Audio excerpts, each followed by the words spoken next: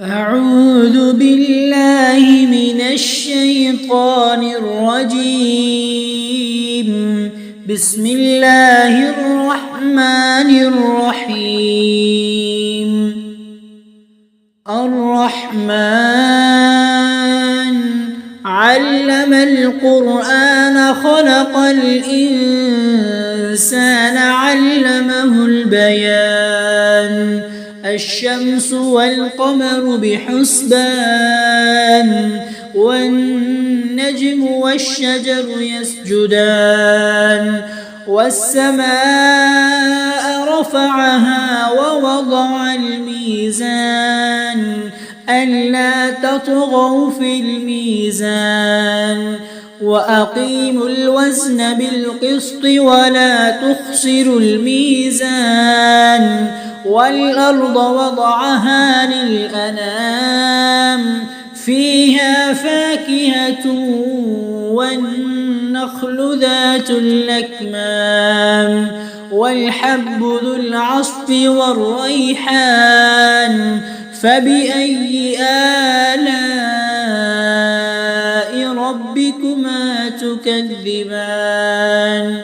خلق الإنسان من صلصال كالفخار وخلق الجان من مارج من نار فبأي آلاء ربكما تكذبان.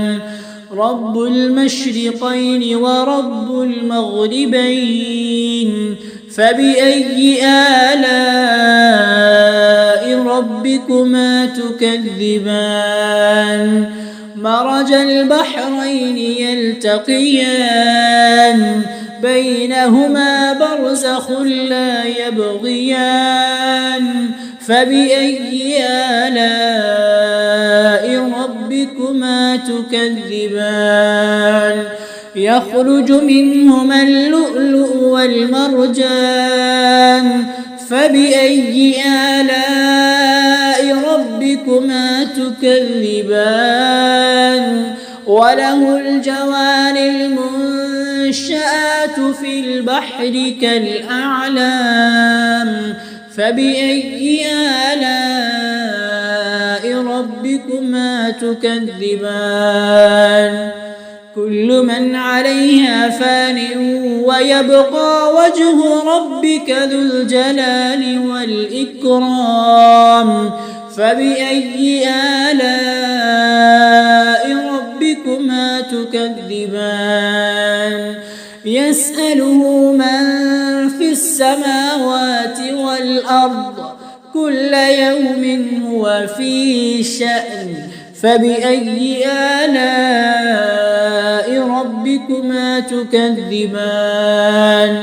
سنفرغ لكم أيها الثقلان فبأي آلاء ربكما تكذبان.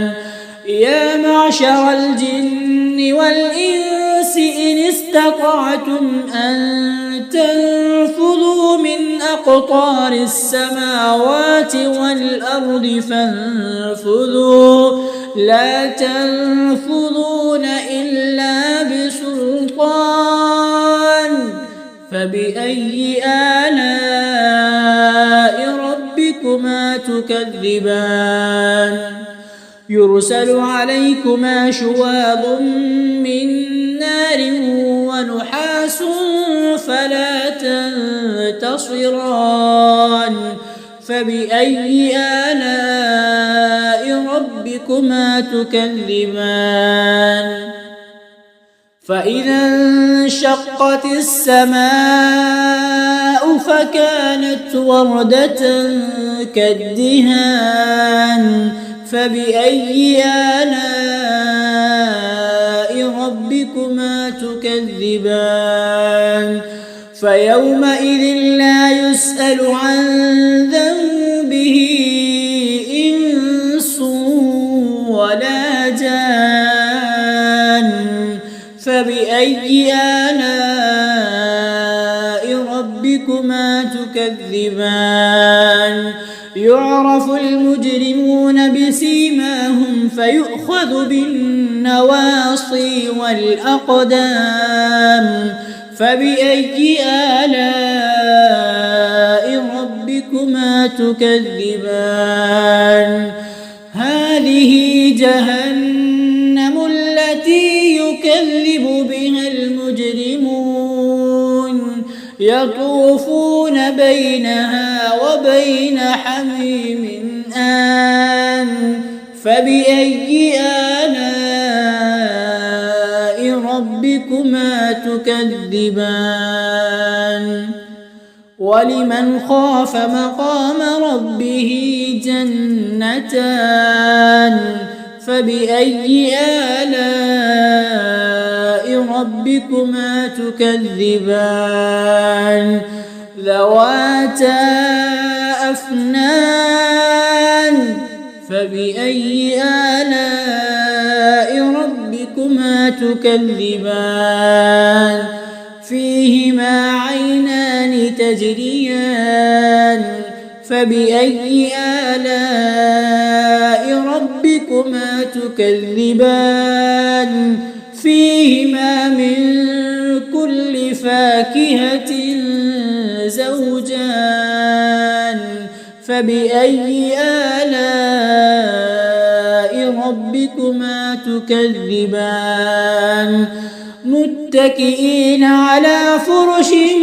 بطائنها من استبرق وجنى الجنتين دان فبأي آلاء ربكما تكذبان فيهن قاصرات الطرف لم يطمثهن إنس قبلهم ولا جان فبأي آلاء ربكما تكذبان كأنهن الياقوت والمرجان فبأي آلاء ربكما تكذبان هل جزاء الإحسان إلا الإحسان فبأي آلاء ربكما تكذبان ومن دونهما جنتان فبأي آلاء ربكما تكذبان مدهامتان فبأي آلاء ربكما تكذبان فيهما عينان نضاختان فبأي آلاء ربكما تكذبان فيهما فاكهة ونخل ورمان فبأي آلاء ربكما تكذبان فيهن خيرات حسان فبأي آلاء ربكما تكذبان حور مقصورات في الخيام فبأي آلاء ربكما تكذبان لم يطمثهن إنس قبلهم ولا جان فبأي آلاء ربكما تكذبان متكئين على رفرف خضر وعبقري حسان فبأي آلاء ربكما تكذبان تبارك اسم ربك ذي الجلال والإكرام.